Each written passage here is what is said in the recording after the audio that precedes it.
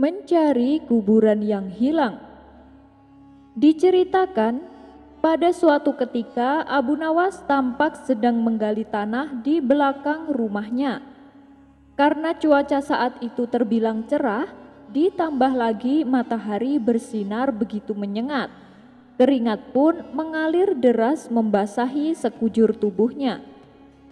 Tapi yang membuat heran, ketika tanah tersebut sudah digali, ia pindah posisi dan menggali tanah yang baru di sampingnya.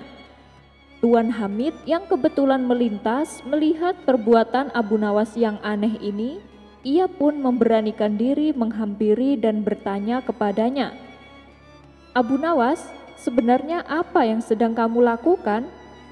Abu Nawas kemudian menjawab, "Aku sedang mencari kuburan yang hilang, Tuan." Sontak Tuan Hamid terkejut mendengarnya. "Kuburan? Kuburan siapa, Abu Nawas?" tanya Tuan Hamid penasaran. "Kuburan uang dinarku, Tuan," jawab Abu Nawas. "Tempo hari aku mengubur beberapa uang dinar di sini, tapi aku lupa, Tuan, tepatnya di mana ya?" katanya melanjutkan. "Loh, kok bisa? Harusnya ketika kamu akan mengubur uang, berilah tanda supaya mudah mencarinya," tutur Tuan Hamid. "Sudah kok, Tuan. Waktu aku menguburnya, ada awan di atasnya. Tapi sekarang awan itu gak ada lagi. Pasti ada yang mindahin ini. Udah pasti, Tuan, ada orang yang sirik sama saya," ujar Abu Nawas. Mendengar jawaban Abu Nawas tersebut, Tuan Hamid hanya terdiam. Namun dalam hatinya ia mengumpat, "Ada-ada saja Abu Nawas," katanya dalam hati. Kisah selanjutnya adalah Abdullah Mubarak, seorang ulama alim yang disegani masyarakat Baghdad. Dikala orang-orang menganggap Bahlul gila, tidak demikian dengan Abdullah Mubarak. Ia justru sangat memuliakan Bahlul, karena ia tahu bahwa Bahlul sebenarnya adalah orang alim yang cerdas. Suatu hari Abdullah hendak menemui Bahlul. Ia pun pergi ke gurun untuk mencarinya. Tidak berapa lama Abdullah menjumpai Bahlul sedang berzikir tanpa berpenutup kepala dan bertelanjang kaki. Kemudian Abdullah menghampirinya dan memberi salam. Bahlul pun menjawab salam tersebut. "Ada apa kau menemuiku?" tanya Bahlul. "Wahai Syekh, aku mohon agar engkau sudi menasehatiku dan mengatakan padaku bagaimana aku melewati hidup ini, sehingga aku terhindar dari dosa-dosa. Karena aku adalah orang yang penuh dosa dan aku tidak dapat mengatasi keinginan jahatku. Katakanlah padaku suatu cara yang dengannya aku memperoleh pertolongan," pinta Abdullah Mubarak. "Wahai Abdullah, aku sendiri cemas dan tertekan.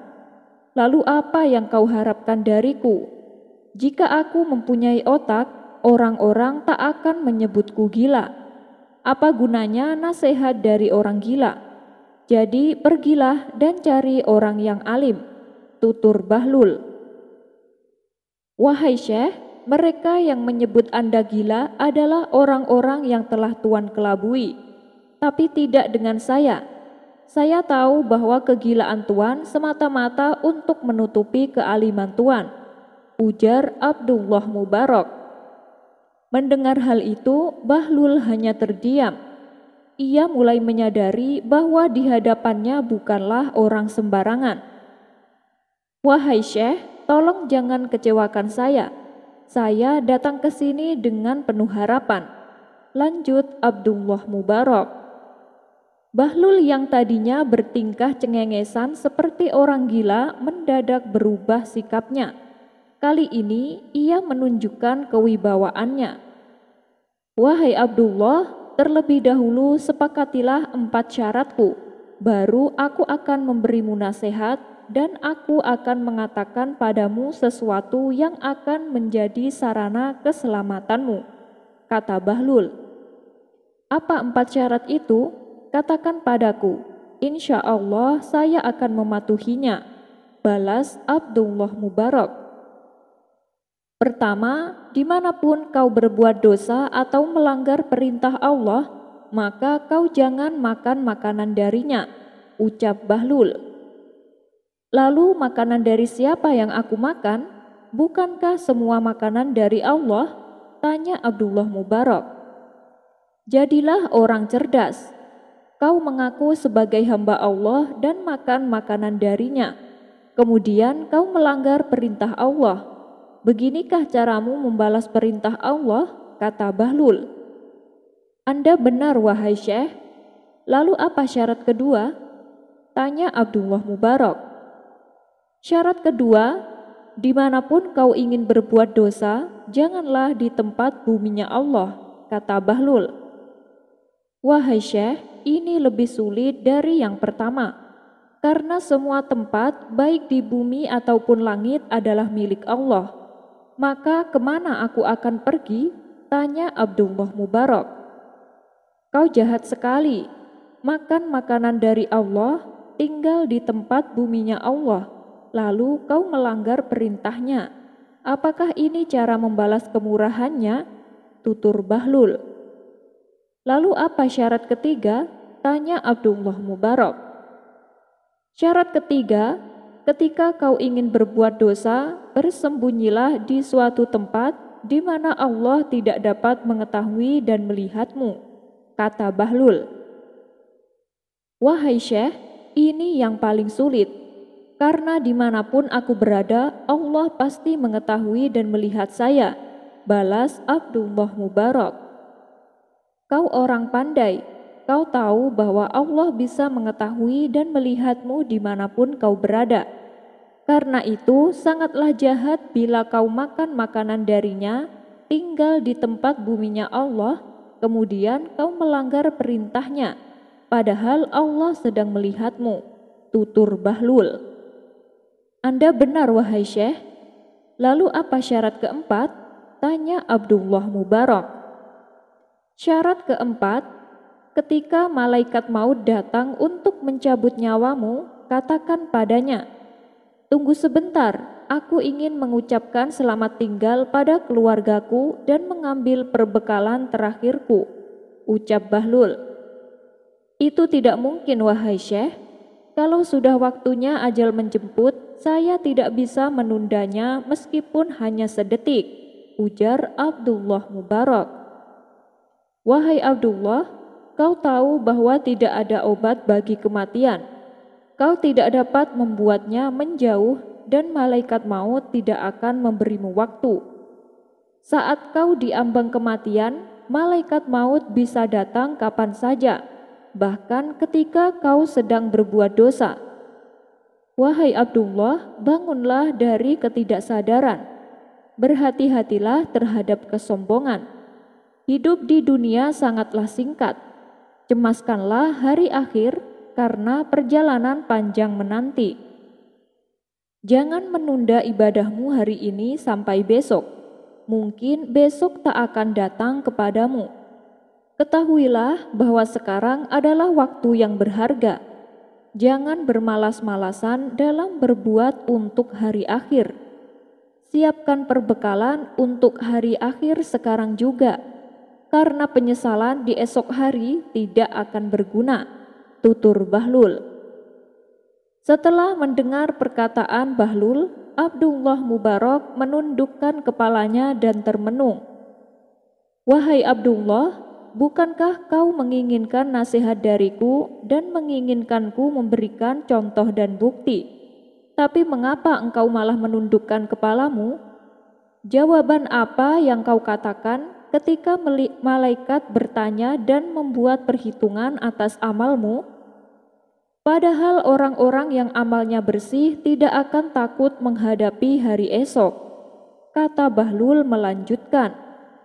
Akhirnya Abdullah Mubarak mengangkat kepalanya dan berkata, Wahai Syekh, dengan segenap hatiku aku akan mendengarkan nasihatmu. Aku juga menerima keempat syarat ini. Berilah nasihat lainnya dan angkat aku menjadi muridmu, pinta Abdullah Mubarak. "Wahai Abdullah, adalah wajib bagi seorang hamba untuk bertindak karena Allah dan berkata serta mendengar karena perintah Allah, sehingga hamba tersebut akan menjadi seorang hamba yang sebenarnya." Tutur Bahlul. Abu Nawas dan sayembara saudagar kaya. Tersebutlah kisah seorang saudagar kaya yang hidup bergelimang harta. Apapun yang dia inginkan dengan mudah didapatkannya. Lama-kelamaan saudagar kaya tersebut mulai merasakan kejenuhan. Harta yang berlimpah tak lagi membuatnya bahagia. Meskipun senantiasa dikelilingi orang-orang, tapi ia merasa kesepian. Akhirnya saudagar kaya memutuskan untuk mengadakan sayembara. Barang siapa yang bisa membuatnya bahagia akan mendapatkan separuh dari kekayaannya. Tidak butuh waktu lama, sayembara tersebut dengan cepat menyebar sampai ke pelosok negeri. Orang-orang pun berduyun-duyun mendatangi rumah saudagar kaya untuk mengikuti sayembara. Peserta pertama mengajak saudagar kaya berburu di hutan yang penuh dengan hewan buruan. Namun saat ikut berburu, si saudagar tak menemukan kebahagiaan dalam hatinya. Ia pun memutuskan untuk pulang. Peserta pertama dianggap gagal. Kemudian giliran peserta kedua. Ia mengajak saudagar kaya mengunjungi tempat-tempat yang penuh dengan wanita cantik. "Lihatlah Tuan, semua wanita di sini cantik-cantik. Silahkan Tuan pilih yang mana yang Tuan inginkan," kata peserta kedua. "Aku sudah berjanji pada almarhum istriku, kalau aku tidak akan menikah lagi," ujar si saudagar. "Tapi bukankah Tuan ingin kebahagiaan? Sebenarnya yang bikin Tuan kesepian karena Tuan tidak punya istri," ucap peserta kedua. "Aku sudah tidak membutuhkan wanita. Kalau aku mau, sudah dari dulu aku menikah," timpal si saudagar. Peserta kedua pun dianggap gagal. Lalu datanglah peserta ketiga. Ia mengajak saudagar kaya ke sebuah tempat yang dipenuhi pemandangan indah. Di tempat tersebut juga terdapat sungai yang airnya mengalir sangat jernih, dengan dipenuhi ikan-ikan yang menawan. "Mari Tuan, kita mandi di sungai ini," ajak peserta ketiga.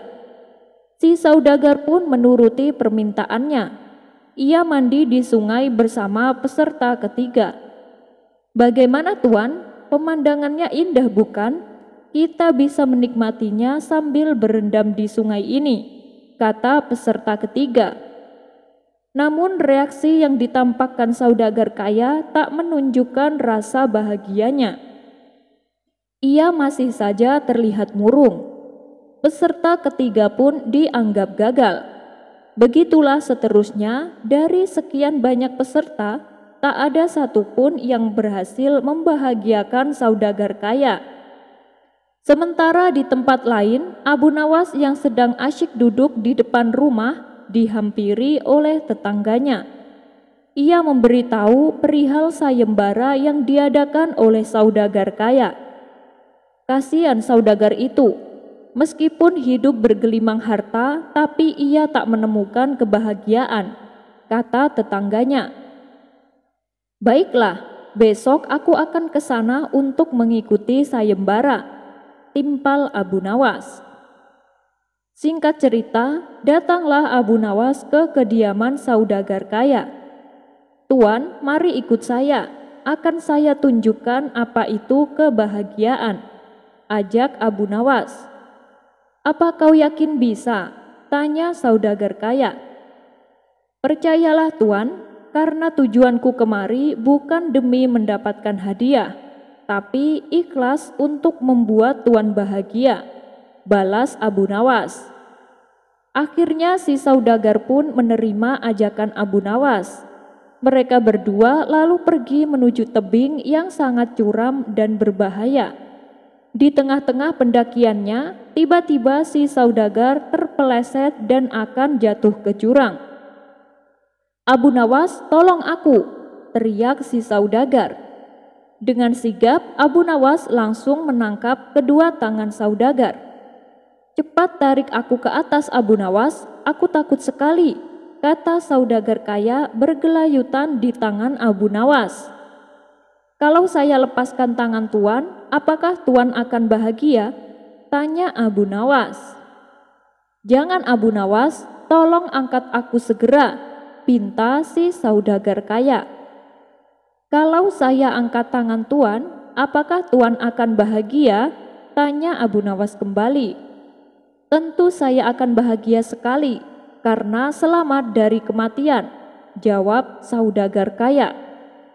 Kemudian Abu Nawas segera menarik kedua tangannya. Si saudagar pun langsung merasa lega dan bahagia. "Tuan, izinkan saya menasihati Tuan. Sebenarnya tidak adanya kebahagiaan pada diri Tuan karena Tuan kurang bersyukur. Mungkin Tuan punya banyak harta berlimpah, tapi Tuan lupa ada satu yang paling berharga dari semua itu, yaitu nyawa Tuan sendiri. Hanya akan jatuh ke jurang saja Tuan takutnya bukan main.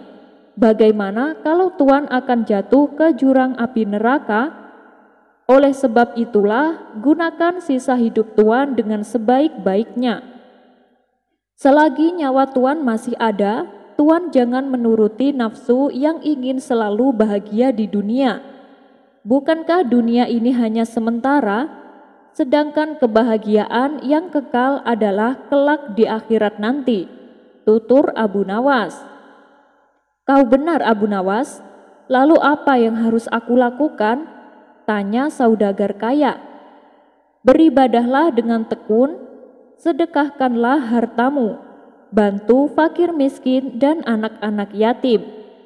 Tolonglah saudaramu yang sedang dalam kesulitan.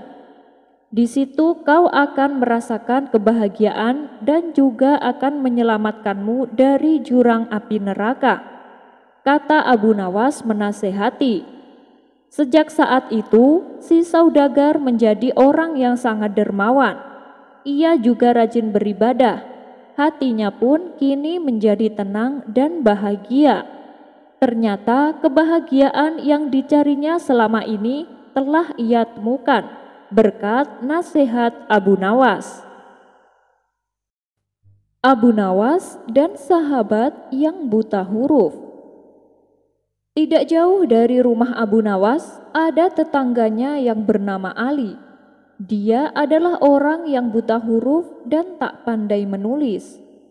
Suatu ketika, saat istrinya sedang berada di negeri seberang, Ali ingin mengirim surat kepadanya. Tapi ia bingung harus minta tolong kepada siapa. Maka terbesitlah sosok Abu Nawas di benaknya. "Lebih baik aku minta tolong sama dia. Dia itu kan orangnya baik dan suka menolong," pikir Ali dalam hati. Kemudian ia pun bergegas pergi menuju rumah Abu Nawas.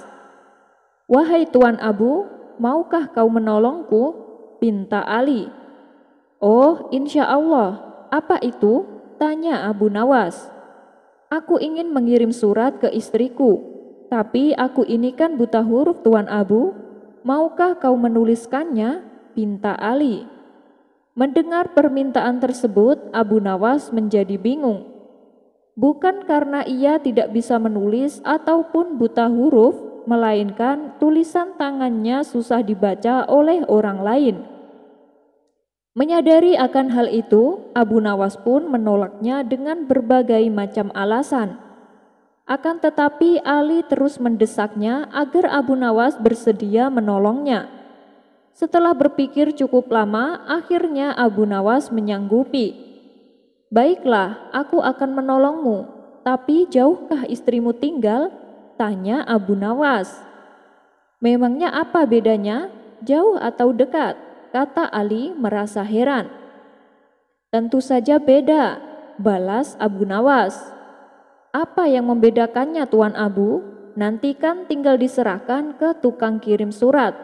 Kalau mengenai soal ongkos, itu sudah jadi tanggung jawab saya Tuan Abu," ujar Ali memberitahu. Bukan masalah itu. Jadi begini, tulisan saya kan aneh dan susah dibaca. Hanya saya yang bisa membacanya.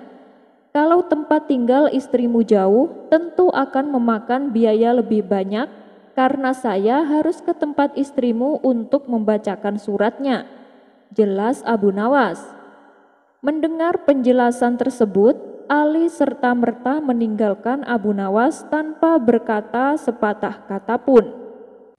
Kisah selanjutnya. Abu Nawas terkadang dianggap sebagai orang yang bodoh. Itu disebabkan karena perilaku dan perkataannya yang seringkali di luar nalar. Namun sebenarnya Abu Nawas adalah orang yang pintar dan cerdas. Ia juga terkenal akan kebijaksanaannya. Banyak orang yang ingin bertemu dengannya dengan tujuan hanya ingin menguji seberapa cerdas dan pintarnya Abu Nawas. Mereka adalah orang-orang yang nyatanya hanya tahu sedikit ilmu, namun merasa memahami berbagai ilmu. Meski demikian, Abu Nawas tetap meladeni mereka. Bahkan dirinya berbicara sesuai dengan tingkat kecerdasan lawan bicaranya. Tidak heran jika terkadang Abu Nawas akan bersikap seperti orang bodoh. Itu semata-mata karena ia menyesuaikan lawan bicaranya. Pada suatu sore, saat ia selesai memberikan pelajaran kepada murid-muridnya, Abu Nawas tidak langsung masuk ke dalam rumahnya. Langkah kakinya berjalan keluar menuju sebuah kebun luas miliknya. Sesampainya di sana, Abu Nawas melepas rasa penatnya dengan duduk santai di bawah pohon arbei. Ia melepaskan sorban dari kepalanya untuk menikmati semilir angin yang berhembus. Kedua matanya mengamati kebunnya yang luas. Ada banyak sekali buah yang ia tanam di sana. Kini pandangannya tertuju pada tanaman labu yang sudah berbuah dan kian membesar. Itu pertanda bahwa sebentar lagi dia akan bisa memanen tanaman labu tersebut. Sungguh berkah yang luar biasa. Seperti biasanya, setiap kali Abu Nawas melihat kebesaran ciptaan Allah, ia akan merenung sejenak. Aku heran, kenapa tanaman labu yang hidup merambat dan batangnya juga mudah patah, akan tetapi bisa menghasilkan buah yang sangat besar. Sedangkan pohon arbei yang aku duduki, pohonnya tinggi dan besar, tapi buahnya kecil-kecil.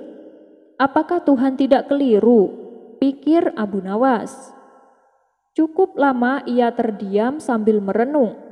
Sesekali angin bertiup kecil di sekitarnya, menggerakkan ranting pohon arbei. Lalu mereka bergesekan satu sama lain.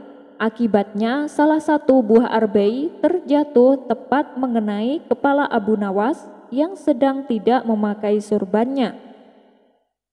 Abu Nawas pun terperanjat dan mencari tahu benda apa yang barusan menimpanya. Ternyata benda itu adalah buah arbei kecil yang sudah matang.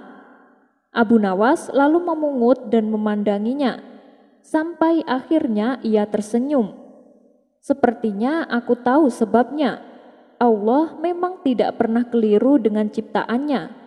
Andaikan buah arbei besarnya disesuaikan dengan pohonnya atau besarnya seperti buah labu, pastilah kepalaku sudah hancur, kata Abu Nawas dalam hati. Ia pun kembali memuji ciptaan Allah yang sangat adil dan tidak pernah keliru. Abu Nawas mau menjual matahari. Warga dan raja jadi kebingungan. Sejumlah penduduk kota Baghdad berkumpul di depan istana Baginda Raja Khalifah Harun ar-Rasyid. Sebagian kasak-kusuk tidak jelas, sebagian lagi berteriak-teriak menuntut Abu Nawas ditangkap. Mereka protes baliho raksasa milik Abu Nawas yang dipasang di depan rumahnya. Dijual cepat, matahari Baghdad. Siapa cepat dapat bonus anak onta. Penduduk yang kasak-kusuk di depan istana itu rata-rata panik. jika matahari Baghdad jadi dijual? Bagaimana mungkin mereka bisa hidup berlama-lama di kolong langit Baghdad tanpa matahari? Jika pindah ke Zahu, mereka khawatir daerah ini tertinggal. Infrastruktur di sana kurang canggih dibanding infrastruktur di Baghdad. Pindah ke Bakhtaran enak, tidak jauh dari Baghdad, tapi bahasa penduduk di sana sulit dipelajari. Pokoknya pindah keluar Baghdad adalah masalah. Sementara bertahan di Baghdad jika tanpa matahari juga bukan perkara gampang. Abu Nawas, kamu serius mau menjual matahari? Tanya Baginda Raja sambil mengamati massa yang terus membeludak di depan istananya. Benar Baginda, supaya kita bisa ikut cara mereka menggunakan otak. Maksud kamu apa? Tanya Baginda Raja lagi dengan nada kaget. Begini Baginda, apakah Baginda senang infrastruktur di Baghdad terbangun hebat di zaman Baginda? Baginda bangga bisa menjadi teladan buat rakyat bahwa selama menjabat sebagai khalifah, Baginda tidak korupsi. Baginda senang tidak mempertontonkan keserakahan dengan menguasai ratusan ribu hektar padang pasir. Padahal, Baginda bisa melakukannya dengan kekuasaan yang sekarang Baginda genggam. Abu Nawas, coba ke inti masalah. Jika Baginda turun dan tanya massa yang sekarang berdemonstrasi itu, ketahuilah bahwa mereka akan menjawab, buat apa bangun infrastruktur? Infrastruktur tidak bisa dimakan. Jadi, jalan-jalan mulus yang Baginda bangun selama ini, puluhan bendungan yang Baginda banggakan, lapangan terbang, rel kereta api di Khorramabad, pasar-pasar di Kirkuk, itu semua percuma, tidak bisa dimakan. Baginda Khalifah Harun ar-Rasyid pun terdiam. Baginda bangga tidak korupsi. Anak Baginda jual pisang goreng. Itu malah membuat mereka marah dan cemburu. Buat mereka, Baginda mestinya korupsi agar mereka tidak repot-repot lagi bikin isu tidak masuk akal.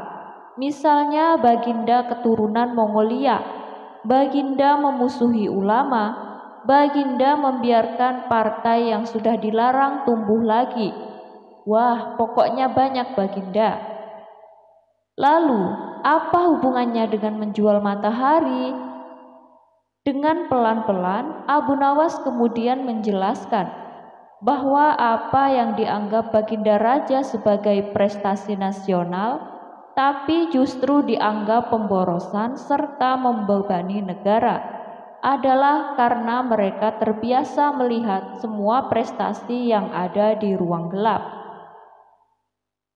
Di ruang gelap, gadis cantik tidak terlihat, sebatang emas bisa dianggap besi, apalagi jika cara melihatnya sambil bergelantungan.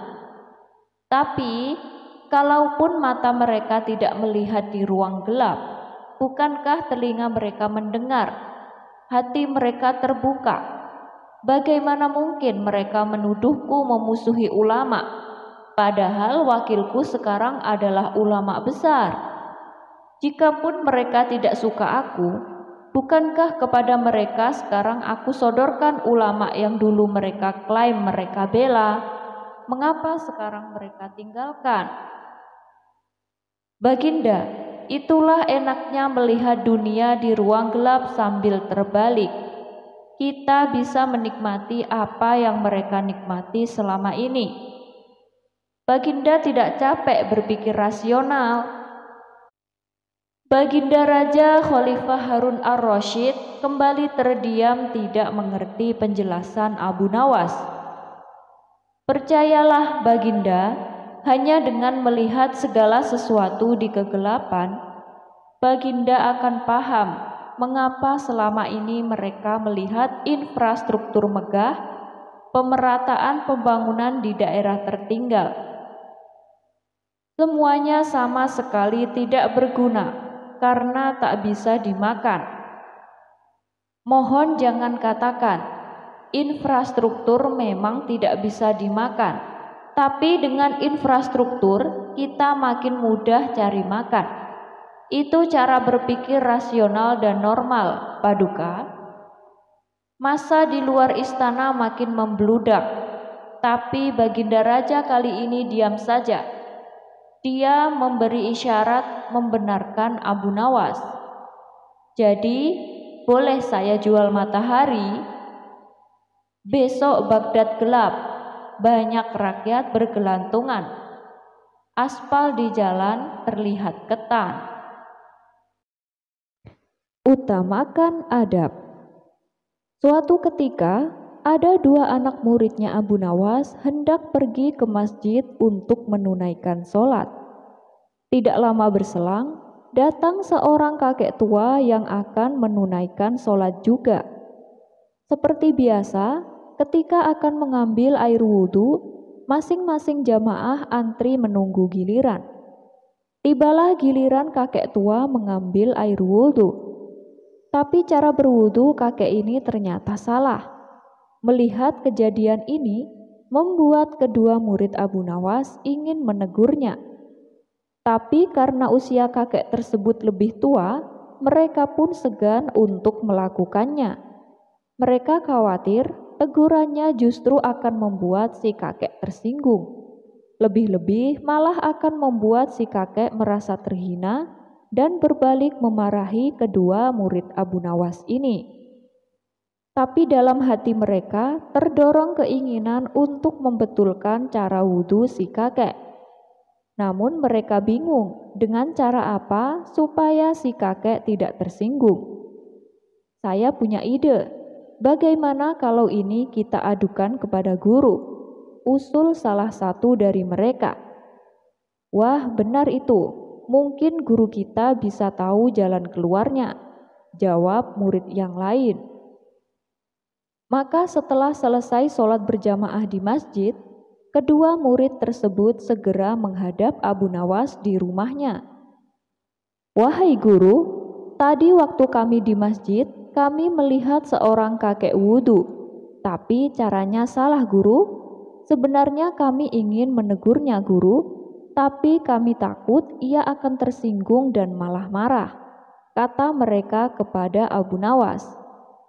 Kalian sebenarnya sudah bagus bersikap seperti itu, karena adab harus di atas ilmu. Kalian lebih memilih diam untuk menghargai perasaan orang tua, meskipun yang dilakukannya adalah salah di mata kalian, balas Abu Nawas. Tapi guru, masa kami harus membiarkannya? Padahal cara wudhu kakek tersebut salah. Bukankah ilmu juga harus diajarkan? Tapi kami bingung caranya, wahai guru, kata mereka lagi. Benar, ilmu juga harus diajarkan, tapi harus dengan cara yang bijak, agar tidak membuat orang lain sakit hati, ujar Abu Nawas. Lalu untuk memberitahu kesalahan kakek tersebut, menurut guru caranya bagaimana? Tanya salah satu muridnya. Oh, itu sih gampang, jawab Abu Nawas sambil memberitahukan caranya. Setelah mendapatkan cara bijak dari sang guru, esok harinya kedua murid tersebut kembali berangkat ke masjid. Tak lama kemudian datanglah kakek yang tempo hari dilihatnya. Namun belum juga si kakek mengambil air wudhu, tiba-tiba ia melihat dua murid Abu Nawas bertengkar. Tentu saja ini adalah pura-pura, sebagaimana trik yang diajarkan Abu Nawas. Ada apa ini ribut-ribut? Tanya si kakek mendekat. Begini kek, saya minta pendapat kakek. Menurut kakek, di antara kami berdua siapakah yang paling benar? Kata salah satu dari mereka. Si kakek dengan senang hati bersedia. Kemudian, kedua murid Abu Nawas itu masing-masing memperagakan cara wudhunya di depan kakek tersebut. Tentu saja, kedua murid itu cara wudhunya benar semua. Setelah selesai, mereka pun bertanya, "Jadi menurut kakek, siapa yang paling benar di antara kami?" Sang kakek hanya tersenyum seraya menjawab, "Kalian telah sama-sama memperagakan tata cara wudhu yang baik dan benar. Yang keliru adalah kakek bodoh ini. Ternyata selama ini justru kakek yang cara wudhunya salah." Dan begitulah salah satu contoh dakwah menegur seseorang tanpa harus menyinggung perasaannya. Tempat paling aman. Menjadi orang yang mendapatkan amanat memang suatu penghargaan tersendiri, bahwa kita termasuk orang yang dipercaya. Tapi di samping itu, tanggung jawab kepada amanat juga sangat besar. Jangan sampai membuat kecewa kepada si pemberi amanat, apalagi mengkhianatinya. Maka tak heran bila orang yang mendapatkan amanat akan mengerahkan semua kemampuannya demi terwujudnya amanat tersebut. Seperti yang terjadi pada Abu Nawas di kisah kali ini. Ia mendapatkan sebuah amanat dari Tuan Hakim demi untuk keamanan warga di kampungnya. Tapi apa yang terjadi sungguh di luar nurul. Berikut kisah lengkapnya. Suatu hari di kota Baghdad digemparkan berita tentang kasus pencurian. Dan tak tanggung-tanggung yang dicuri adalah uang warga yang disimpan di dalam peti. Yang lebih mengherankannya lagi, peti tersebut masih dalam keadaan utuh. Gemboknya tidak rusak sama sekali. Padahal kuncinya disimpan oleh Tuan Hakim sendiri. Dari situlah Tuan Hakim mengetahui ada seseorang yang sengaja mencuri kunci lalu dikembalikan ke tempatnya semula. Dan pencurinya tidak lain pastinya adalah orang dalam. Untuk mengungkap kasus ini, Tuan Hakim pun mengumpulkan para asistennya, mereka saling menyalahkan satu sama lain. Sehingga terjadi diskusi yang sangat alot. Melihat hal itu, Tuan Hakim pun menjadi jengkel. Sudah, hentikan pertengkaran kalian. Yang sudah terjadi, ya sudah. Saat ini kita tidak penting mengetahui siapa pencurinya. Yang lebih penting, jangan sampai kejadian ini terulang kembali dan bagaimana caranya supaya kunci petinya aman. Tutur Tuan Hakim. Kemudian salah satu asistennya berkata, "Tuan Hakim, bagaimana kalau kita tugaskan seseorang yang dipercaya untuk menyimpan kunci peti itu?" Usul asisten tersebut. "Benar itu Tuan, kami sangat setuju dengan usulan itu," jawab mereka serempak. "Baiklah, saya kira orang yang pantas ditugaskan adalah Abu Nawas. Bagaimana pendapat kalian?" tanya Tuan Hakim. "Kami setuju Tuan Hakim, Abu Nawas memang orang yang jujur," balas mereka. Maka dipanggillah Abu Nawas ke istana Tuan Hakim. "Ada apa Tuan? Kenapa Tuan memanggil saya?" tanya Abu Nawas. "Begini Abu Nawas, uang warga yang ada di peti istanaku dicuri orang," balas Tuan Hakim. "Loh, kok bisa dicuri Tuan? Bukankah petinya terbuat dari besi? Dan gemboknya juga besar dan kuat?" tanya Abu Nawas heran. "Ya begitulah Abu Nawas, tapi aku yakin si pencuri itu menggunakan kunci yang aku simpan. Dia tahu di mana aku menyimpannya. Sepertinya ini kelakuan orang dalam Abu Nawas," jawab Tuan Hakim. "Lalu nasib warga yang uangnya hilang bagaimana Tuan Hakim?" tanya Abu Nawas. "Oh itu nggak usah khawatir. Semuanya pasti akan aku ganti. Sekarang yang lebih penting bagaimana caranya supaya kunci peti ini aman Abu Nawas? Nah, kami sepakat untuk menugaskan kamu untuk menyimpan kuncinya. Karena kami yakin kamu itu orang yang paling jujur Abu Nawas," kata Tuan Hakim. "Waduh Tuan Hakim, gimana ya? Ya sudahlah, berhubung ini menyangkut keamanan uang warga, aku bersedia mengemban tugas tersebut," ujar Abu Nawas mengiyakan. "Akhirnya aku menemukan orang yang cocok di kampung ini. Sekali lagi, kamu itu sudah dikenal orang Abu Nawas. Jadi mereka tidak akan ragu atas jaminanku. Nah, nanti tugasmu harus menyimpan kunci ini di tempat aman dan memberikannya kepadaku ketika aku membutuhkan. Timpal Tuan Hakim. Tenang Tuan Hakim, pokoknya saya jamin mulai hari ini gak akan ada lagi orang yang mencuri uang warga. Abu Nawas kemudian mengambil kunci tersebut dan pulang ke rumah. Setibanya di rumah, istrinya bertanya kepada Abu Nawas, "Tumben, ada perlu apa Tuan Hakim memanggilmu?" Abu Nawas kemudian menjawab, "Oh, Tuan Hakim menugaskanku menjaga peti uang warga." "Lalu kamu terima tugas tersebut?" tanya istrinya kembali. "Iya, mau gimana lagi? Ini kan demi keamanan uang orang banyak. Tapi aku bingung, di mana ya aku harus menyimpannya?" balas Abu Nawas. Karena belum menemukan tempat yang aman, terpaksa untuk sementara Abu Nawas selalu membawa kunci tersebut kemanapun ia pergi. Suatu hari, kunci itu hilang di rumahnya yang kebetulan kondisi saat itu sedang gelap. Istrinya kemudian berkata, "Coba nyalakan lilin."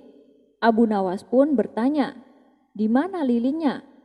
"Itu di sebelah baratmu," jawab sang istri. "Bagaimana aku bisa tahu arah dalam situasi gelap seperti ini?" balas Abu Nawas. "Ya sudah, kita cari besok pagi saja," ujar sang istri. Esok paginya, Abu Nawas dan istri kembali mencari kunci tersebut. Setelah beberapa lama mencari, akhirnya kuncinya pun ditemukan. "Alhamdulillah, akhirnya ketemu. Kalau kunci ini hilang, aku bisa dihukum Tuan Hakim," ucap Abu Nawas. "Nah, sekarang lebih baik kuncinya disimpan saja. Kalau sampai hilang di jalan gimana? Bisa tambah runyam nanti," kata istrinya menyarankan. Mendengar perkataan istrinya, Abu Nawas pun terdiam. Setelah lama merenung, akhirnya Abu Nawas menemukan ide. "Aku tahu tempat yang paling aman," pikir Abu Nawas. Ia pun segera pergi menuju istana Tuan Hakim. Sesampainya di sana, ia segera menuju tempat di mana peti itu diletakkan.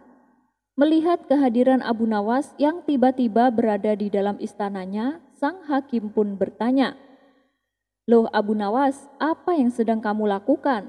Kamu sudah menyimpan kuncinya di tempat yang aman?" Abu Nawas kemudian menjawab, "Tentu saja Tuan Hakim, kuncinya aku simpan di tempat yang paling aman." "Baguslah, memang gak salah aku menugaskanmu," ujar Tuan Hakim. "Di mana kamu menyimpannya Abu Nawas?" tanya Tuan Hakim penasaran. "Memang ada tempat yang lebih aman Tuan Hakim selain peti ini," kata Abu Nawas balik bertanya. "Apa maksudnya Abu Nawas?" ucap Tuan Hakim kebingungan. "Ya, aku menyimpan kuncinya bersama uang di dalam peti ini. Dengan begitu, mulai hari ini tidak akan ada orang yang akan membukanya," kata Abu Nawas menjelaskan. "Haduh, Abu Nawas, ucap sang hakim sambil menepuk jidat.